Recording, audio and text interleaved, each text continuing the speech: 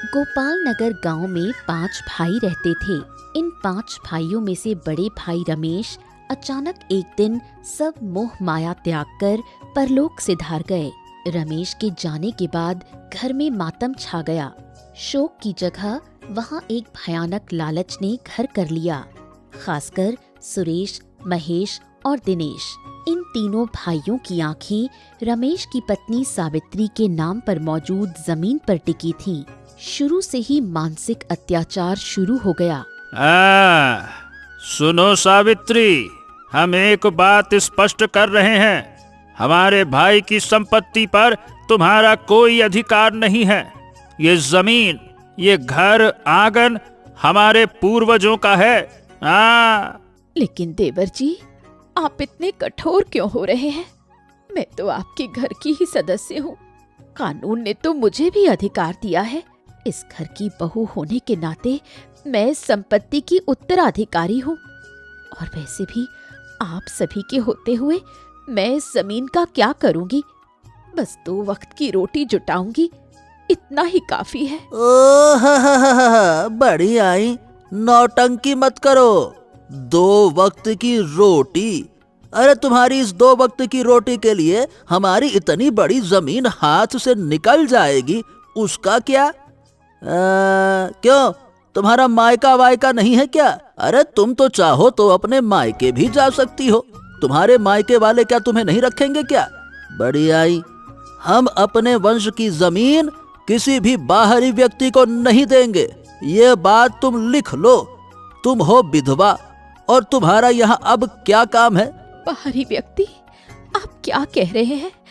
आपके मुंह से ऐसी बातें सुननी पड़ेगी, कभी सोचा नहीं था। मैं 22 साल से इस घर में हूँ। मैं आपके भाई की पत्नी हूँ। क्या मैं इस घर की कोई नहीं हूँ? मैं इस घर के सुख दुख से जुड़ी हुई हूँ। छी छी छी छी छी छी 22 साल? अरे वो 22 साल और आज का दिन एक नहीं है। आज से तुम केवल एक विधवा हो, विधवा, समझी? 22 साल तक तुम मेरे बड़े भैया की पत्नी थी, आज विधवा। दोनों में अंतर होता है।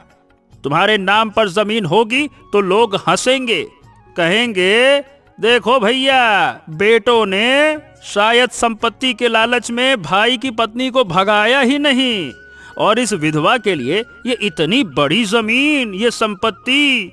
नहीं तो नहीं नहीं नहीं नहीं, ये सब नहीं माना जा सकता। हमारी बात मानो, सीधे सीधे आधी जमीन हमारे नाम कर दो, तभी ये मामला पूरा का पूरा सुलझ जाएगा, वरना अच्छा नहीं होगा। ये मैं अभी कह रहा हूं, और क्या अच्छा नहीं होगा ये वक्त आने पर मैं बता दूंगा, क्योंकि हम जानते हैं कि अपना अधिकार कैसे हासिल करना है। हाँ हाँ, और नहीं तो क्या। भैया बिल्कुल सही कह रहे हैं सावित्री। हम नहीं चाहते कि बात अदालत कचहरी तक जाए। तुम खुद ही रास्ता आसान बना दो। अरे तुम हमारे भाई की पत्नी थी, इसीलिए कम से कम उतना सम्मान तो रखो। अरे भैया, अब ऐसा भी मत करो। भाभी तो सही कह रही है ना। आखिर वो भी तो हमारे घर की हैं, हमारी ही तो भाभी हैं, कोई पराई थोड़ी है। चुप कर दिनेश, फालतू की बात मत कर। और तुझे इतना दर्द क्यों हो रहा है? तेरी कोई अपनी अकल नहीं है क्या? क्या तू अपना भविष्य नहीं देख पा रहा? अरे नालायक, बेवकूफ कहीं के, ये जमीन हम सब की है। और तूने सोचा है कि इस जमीन को बेचने या खेती करने से हमें कितना पैसा मिलेगा? हैं? हम खेती करेंगे, हम फसल उगाएंगे, पैसा हमारी जेब में आएगा ना। तू क्यों बार बार बीच में गड़बड़ी कर रहा है, अपनी लंबी लंबी जबान चला रहा है? नहीं तो। और बेटा, अगर तुझे इतना ही दर्द हो रहा है तो एक काम कर, चला जा उसके साथ। विधवा हो गई है, जाके संभाल ले उसको, कौन मना कर रहा है? सुरेश की आंखें जैसे लालच से जल रही थीं। उसकी बातों की तेजी तीर के नोक की तरह सावित्री को चुभ रही थी। उनका रोजाना का प्रलोभन और मानसिक अत्याचार जैसे सावित्री के जीवन को धीरे धीरे खत्म कर रहा था। सावित्री इस असहनीय दर्द को चुपचाप सहती रहती थी, लेकिन उसके जीवन में एकमात्र उम्मीद थी, सबसे छोटा देवर विजय। वो जैसे इस अंधेरे में एक उम्मीद की किरण था। भैया बस बस बस, रुक जाओ तुम लोग, ये कर क्या रहे हो? भाभी के साथ इतना बुरा व्यवहार काहे कर रहे हो? इस तरह भाभी से बात करना, वो भी घर की सबसे बड़ी भाभी से, क्या सही है? भाभी तो माँ समान होती है ना। माँ के चले जाने के बाद उन्होंने ही तो हमारा ख्याल रखा है। और वैसे भी जमीन तो भैया ने अपने हाथों से भाभी को दी थी, और ये कानूनी है और ये नैतिक भी है, तो इसमें दिक्कत कहाँ है सुरेश भैया? अरे आइए आइए आइए, हमारे न्याय के दूत, कानून के रखवाले, इस घर के सबसे बड़े फैसलेकार। अरे बाबा, कहाँ थे आप? नालायक कहीं का बेवकूफ, तू छोटा है तो तेरी बुद्धि भी छोटी है। तू किसे माँ कह रहा है? जो हमारी माँ है वो हमारी माँ है, और जो इस घर की विधवा है वो विधवा है, मतलब विधवा है, कोई भाभी भाभी नहीं है। और चलो रे तुम सब, इस छोटे के मुंह से और बातें सुनना अच्छा नहीं लग रहा। और भाभी, तुम्हारे साथ ये बच्चा है ना? तो तुम्हें शायद अब बहुत हिम्मत आ गई है। अब देखो कितने दिन रहता है ये तुम्हारे साथ। और क्यों रे छोटे, तुझे इस विधवा की इतनी ज्यादा चिंता क्यों हो रही है? क्या कहूँ विजय, तू अपना भला नहीं समझता। क्यों उनका पक्ष ले रहा है? अगर तू उनका पक्ष लेगा तो हम तुझे एक पैसा भी नहीं देंगे, याद रखना। अरे आखिर में हम ही काम आने वाले हैं, भाभी का क्या है? भाभी तुझे क्या अलग से कुछ देती है क्या? नहीं तो तुझे क्या लगता है, इस विधवा के पास तेरा भविष्य है क्या? नालायक कहीं का। नहीं नहीं नहीं भैया, क्या बात करते हैं? भाभी मुझे कुछ नहीं देती हैं। भाभी मेरे लिए माँ समान है, और मैं किसी फायदे के लिए भी भाभी के साथ नहीं खड़ा हूं। लेकिन मैं तो देखता हूं कि दिन ब दिन तुम सब उन्हें कैसे तकलीफ दे रहे हो। एक इंसान को जो हमारे बड़े भैया की बीवी हैं, उनको मानसिक रूप से प्रताड़ित करना क्या बड़े भैया के प्रति सम्मान जताता है क्या? बताओ भला। और याद रखो भैया, माँ के जाने के बाद भाभी ने ही हम सब का ख्याल रखा है। उन्होंने परवरिश में कोई बेईमानी नहीं की। तो मैं भी कोई अन्याय बर्दाश्त नहीं करूंगा, और मैं ये अन्याय हरगिज नहीं मानूंगा। हाँ। अरे तेरी बहुत हिम्मत बढ़ गई है ना, ये बहुत हो गया तेरा। माँ माँ माँ माँ माँ माँ, तू आरती उतार, हम नहीं उतारेंगे।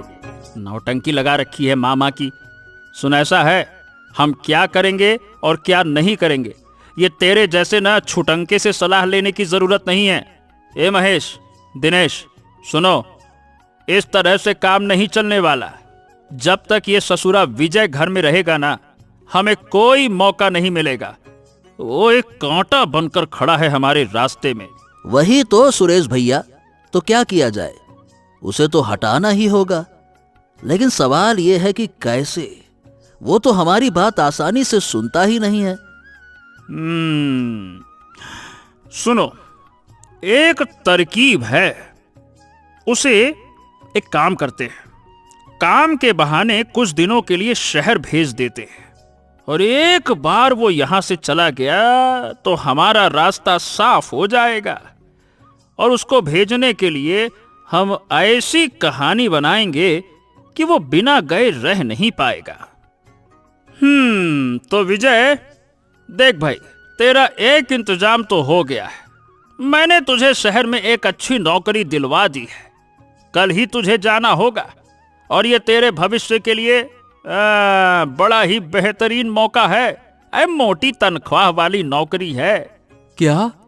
शहर में काम? लेकिन भैया, मैं भाभी को छोड़कर कैसे? इस समय वो अकेली हैं, और मैं तो कभी शहर में रहा भी नहीं भैया। अरे नहीं रहा है तो अब रह लेना, कोई बात नहीं। देख, मेरी बात समझ छोटे, ये तेरे लिए ना बड़ा अच्छा मौका है। अरे 4 पैसे हाथ में आएंगे तो तुझे खुद ही समझ में आ जाएगा कि तेरा कितना फायदा हुआ। देख बेटा, 1 महीने रहेगा ना तो बहुत पैसे जमा करके लौट सकेगा। तब तुझे किसी और के सामने मदद के लिए हाथ ही नहीं फैलाना पड़ेगा, है ना? यही इसीलिए मैं कह रहा हूं बेटा कि देख, हम तेरा भला चाहते हैं, हम तेरे बड़े भाई लोग हैं, तू हमारा खून है, ठीक है? इसीलिए अपना सामान वामान जो है वो बांध ले। और सुन, भाभी की चिंता करने की कोनो जरूरत नहीं है। अरे हम हैं ना, हम लोग इतने बुरे थोड़ी हैं, वो बड़े भैया थे हमारे, है ना? समझ। भाइयों की बातों और भविष्य के लालच में विजय अनिच्छा से शहर चला गया। उसकी अनुपस्थिति में गहरी अमावस्या की रात को तीनों लालची भाई संपत्ति के लिए अपनी अंतिम पाप योजना को अंजाम देते हैं। महेश, दिनेश, तुम लोग तैयार हो ना? सब ठीक है कि नहीं? कोई गलती होनी नहीं चाहिए। भैया, मैं क्या कह रहा हूँ भैया कि बहुत डर लग रहा है। अगर इसका परिणाम बुरा हुआ तो? अरे तू जब बोलेगा तो उल्टा ही बोलेगा। चुप कर। किस चीज का परिणाम? कोई जान ही नहीं पाएगा तो समस्या कहाँ होगी? सब सोचेंगे कि वो खुद ही भाग गया। हाँ देख, सावित्री भाभी अभी गहरी नींद में है, काम चुपचाप खत्म करना होगा, समझा? भैया भैया, मैं अब और नहीं कर पा रहा। मेरे तो हाथ पांव कांप रहे हैं। मुझसे नहीं हो पाएगा भैया। तीनों हैवानों की तरह सोई हुई सावित्री के बिस्तर की ओर बढ़े। उन्होंने सावित्री को कुछ भी कहने का मौका नहीं दिया। वो पागल थे, केवल उस जमीन का लालच उनकी आंखों को अंधा कर चुका था। चल, हाँ, काम खत्म, अब कोई समस्या नहीं। चल, जल्दी से अब लाश को ठिकाने लगाना होगा, कोई कुछ ना जान पाए। चल। कहाँ रखे भैया? अरे और कहाँ, मेरे माथे पे रखेगा क्या? अरे हमारे घर के पीछे जो सब्जी लगाने की जमीन खाली पड़ी है ना, वहां गड्ढा करके गाड़ देंगे। कोई सपने में भी नहीं सोचेगा कि जमीन के नीचे ये हमारे बड़े भैया की भाभी सोई हुई हैं। चल चल चल चल चल चल, जल्दी कर, उठा उठा, पकड़ उधर से। अरे अच्छे से पकड़, पूरा कपड़ा समेट, पकड़। क्या देख रहा है? फावड़ा उबड़ा लेके आना, गड्ढा करना पड़ेगा, जा। लालची भाइयों ने सावित्री की हत्या कर उसका शव जमीन में दफना दिया और अफवाह फैलाई कि वो भाग गई। लगभग 6 महीने बाद जब सबसे छोटा भाई विजय घर लौटा तो उसे गांव में कुछ गड़बड़ महसूस हुई और लोग उससे कतराने लगे। भाभी, ओ भाभी, मैं आ गया हूँ भाभी। तुम सब कहाँ हो? भैया, ओ सुरेश भैया, बड़े भैया। अरे विजय, कब आया रे? इतनी जल्दी आ गया। अब फोन वोन काहे नहीं किया? अब भैया तुम सबकी याद आ रही थी तो चला आया। लेकिन भैया भाभी कहाँ है? कहीं दिखाई नहीं दे रही है। सावित्री, वो तो नहीं रही रे। क्या नहीं? मतलब कहाँ गई? मायके? अरे बाबा, कितनी बार बताना पड़ेगा विजय? पता है वो किसी को बताए बिना कब भाग गई पता ही नहीं चला, और जब से गई है वापस नहीं आई। चलो अब जाने दो, जो चला गया सो चला गया। चल छोटे, हाथ मुंह धो ले, बहुत काम है ना? मतलब भाभी ऐसी इंसान तो नहीं थी जो भाग जाए। और क्यों जाएंगी वो? घर की कोई बात तो उन्होंने कभी टाली नहीं। विजय ने अपने तीनों भाइयों की आंखों में भयानक डर देखा। वो जैसे अपनी आंखों से उसकी आंखों में देख ही नहीं पा रहे थे। सावित्री का कमरा सूना खामोश था।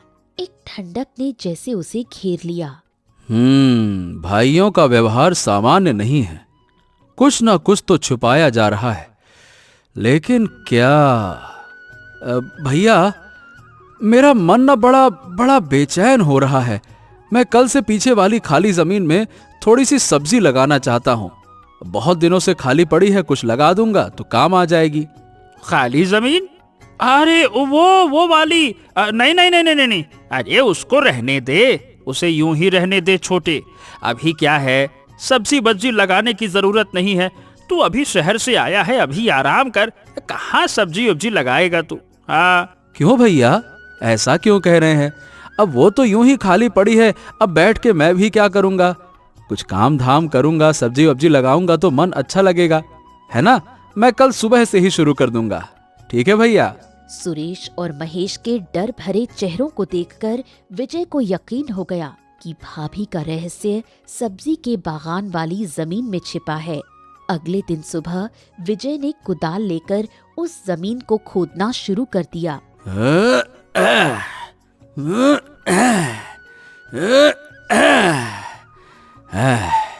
इस यही जमीन के लिए इतना लालच था ना? इसी जमीन के इर्द गिर्द तो इतना रहस्य है, क्यों न जाने लग रहा है कि ये मिट्टी ही अब सब कुछ बताएगी।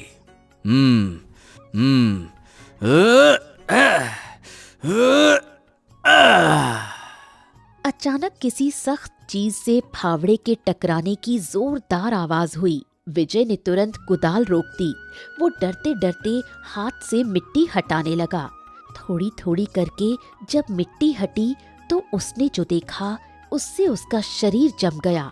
उसने देखा मिट्टी के नीचे एक मानव कंकाल पड़ा था, लेकिन उसका डर अभी खत्म नहीं हुआ था। उस कंकाल का एक हाथ मिट्टी के ऊपर निकला हुआ था और उस हाथ की कलाई में अभी भी चमक रहा था उसकी भाभी सावित्री का प्रिय वो सोने का कंगन, वो कंगन जिसे उसने खुद भैया से जिद करके बनवाया था।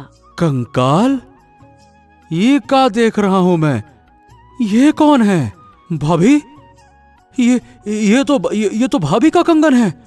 नहीं नहीं नहीं नहीं नहीं नहीं नहीं, ये तो जघन्य काम किया है मेरे भाइयों ने।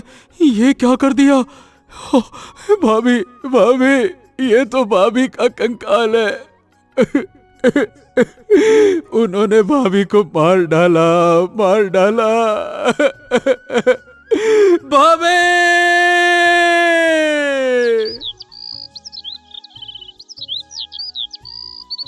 विजय कंकाल और कंगन के साथ मुखिया के पास पहुंचा। अगले दिन पंचायत बैठी, जहां न्याय के लिए दृढ़ संकल्पित विजय के सामने तीनों लालची और डरे हुए भाई सिर झुकाए बैठे थे। विजय, तुम क्या कहना चाहते हो? इतनी जरूरी बैठक के लिए सबको क्यों बुलाया? तुमने कल रात जो कहा था, अगर वो सच नहीं हुआ तो इसका परिणाम अच्छा नहीं होगा। आज इस सभा के सामने तुम्हें अपने आरोप के समर्थन में सबूत देना पड़ेगा। गांव का सम्मान जुड़ा है इससे, ध्यान रखना। हाँ, मुखिया जी, गांव के सभी गणमान्य व्यक्ति, आप लोग भी सुनिए। आज मैं आपके सामने एक ऐसा जघन्य सत्य उजागर करूंगा जिसे सुनने के लिए आप में से कोई तैयार नहीं है। 6 महीने पहले मेरे इन भाइयों ने, सुरेश, महेश और दिनेश ने, इस गांव में ये अफवाह फैलाई थी कि मेरी भाभी सावित्री लापता हो गई। उन्होंने कहा था कि सावित्री भाभी रात के अंधेरे में कहीं चली गई, लेकिन वो झूठ था, झूठ, कोरा सफेद झूठ। उन्होंने मेरी भाभी को कहीं जाने ही नहीं दिया, क्योंकि उन्होंने मेरी भाभी की हत्या कर दी, उसे मार डाला। अरे अरे अरे, ये क्या बकवास कर रहा है तू विजय? क्या तेरा दिमाग खराब हो गया है क्या? अचानक इतने समय के बाद ये तू क्या सब कुछ नाटक शुरू कर रहा है? फालतू की बात मत कर, चुप रह। हमारे ऊपर झूठा इल्जाम मत लगा, समझा? मैं चुप नहीं रहूंगा भैया, चुप बिल्कुल नहीं रहूंगा मैं। सच को दबाने के लिए तुम 6 महीने से मुझे धमका रहे हो, डरा रहे हो, लेकिन आज ऐसा नहीं होगा भैया।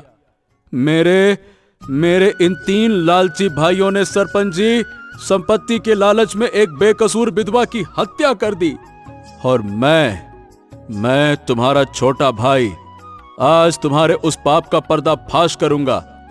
ये देखिए सब लोग, ये। विजय तब सावधानी से अपने साथ लाई हुई कपड़े की पोटली खोलने लगा। सबकी नजरें उस पोटली पर थीं। पोटली से सबसे पहले उसने एक कंकाल का हाथ बाहर निकाला। उस हाथ की कलाई में अभी भी एक पुराने जमाने का सोने का कंगन लटक रहा था। ये दृश्य देखकर भीड़ कांप उठी। महेश और दिनेश के चेहरे का रंग उड़ गया। सुरेश के होंठ कांप रहे थे। देखिए सब लोग, ये देखिए मुखिया जी, गांव वालों आप लोग भी देखो, ये कंकाल है हमारी भाभी का, हमारी सावित्री भाभी का। और इस हाथ में, इस कलाई में आज भी लगा है भाभी का वो सोने का कंगन। ये कंगन मेरे इसी बड़े भैया सुरेश ने बनवाया था। मैंने अपनी आंखों से देखा था, भैया ने ये कंगन बनवाया था। और इस कंगन के बिना सावित्री भाभी कभी घर से बाहर नहीं निकली थी।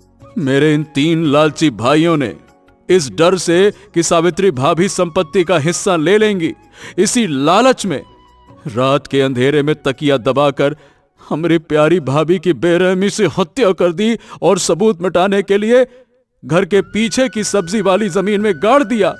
उसी जमीन को जिसे तुम सब ने खोदने से मुझे मना किया था, उसी जमीन से ये सच बाहर निकल आया। सुरेश, महेश और दिनेश, तुम क्या कहते हो? क्या विजय की बात सच है? क्या ये कंगन सावित्री का है? 6 महीने पहले तुम जो कह रहे थे कि सावित्री लापता हो गई, क्या वो बात झूठी थी? स्पष्ट बताओ। नहीं मुखिया जी, बिल्कुल नहीं। देखिए, मेरी बात समझिए। ये शहर से आया है, ये पता नहीं कौन सी मन घड़ंत कहानियां बना रहा है, सब झूठ बोल रहा है। इसके मन में क्या है मैं बताता हूँ। शहर जाकर ना मन में आ गया है लालच। अब इसने क्या करा कि इसको कंकाल मिल गया। ये पता नहीं कहां से कंकाल वंकाल लाकर भाभी के मृत्यु में हमको फंसाना चाहता है। और जब हम फंस जाएंगे तो सारी संपत्ति किसकी हो जाएगी मुखिया जी? इसकी। और ये संपत्ति के लिए हम जैसे ईमानदार भाइयों को फंसाना चाहता है। ये कंकाल किसी और का है मुखिया जी। क्या सबूत है कि ये भाभी का कंकाल है? हाँ? झूठ। लेकिन ये कंकाल आया कहां से? और क्यों तुम लोग विजय को सब्जी की जमीन खोदने से मना कर रहे थे? क्यों विजय पर इतना दबाव डाल रहे थे? और सुरेश, ये कंकाल तुम्हारी सब्जी की जमीन में आया कहां से? बोलो बोलो। कोई जवाब नहीं आया। तीनों के सिर शर्म और डर से ऐसे झुक गए जैसे उनकी रीढ़ की हड्डी टूट गई हो। उनके मुंह से एक भी शब्द नहीं निकला। जनता के सामने न्याय के मंच पर उनकी ये लंबी खामोशी, इस खामोशी ने अपराध की सच्चाई को साबित कर दिया। अब सभी गांव वालों की आंखों में नफरत की दृष्टि थी और उस दृष्टि की गर्मी से तीनों भाई जैसे जलकर राख हो गए। तो ये सबूत काफी है और किसी सबूत की जरूरत नहीं है। सुरेश, महेश और दिनेश, तुमने अपने भाई की पत्नी, एक बेकसूर विधवा को सिर्फ एक जमीन के छोटे से टुकड़े के लिए बेरहमी से मार डाला है।